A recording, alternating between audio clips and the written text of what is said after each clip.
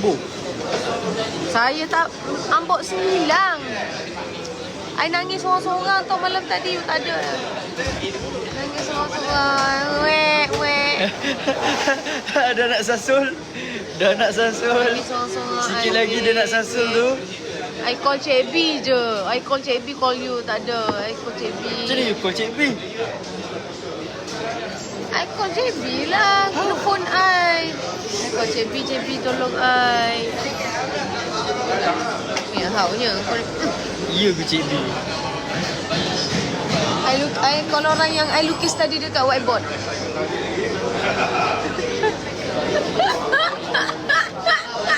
Jahat gila tau itu. Tengok sekali bebek pun dah tahu dah.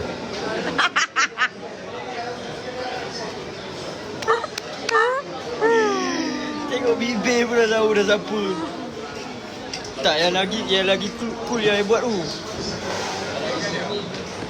Sejak bila you pandai lukis? I memang ambil seni lah sekolah. I dapat A. Bukan A plus lah, tapi A lah. I buruk gila lukis. Nanti kita buat competition. Atau dating. Ada Abang Fizal, okay?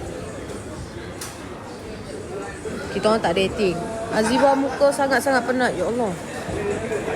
Tengok betapa teruknya iPad I. Mira.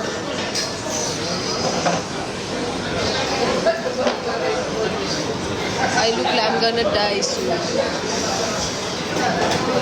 Bang. Alah, kad saya Abang tolong bayar, nanti abang balik kat kami. Okey ke? Bayar dulu. Saya tak, kad saya dalam kereta.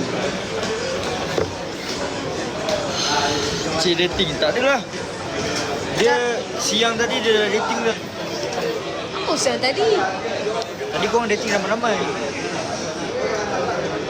Dating kan spesifik pun jadi kawan-kawan.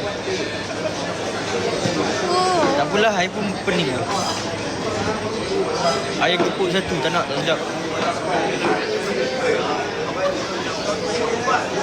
Dahi Zaki benjol ke? Tak nampak. Tak nampak kan? Janganlah kerut macam tu. Nak nampak tua? Jangan. Nanti you dah umur 30, you menyesal buat banyak-banyak macam tu.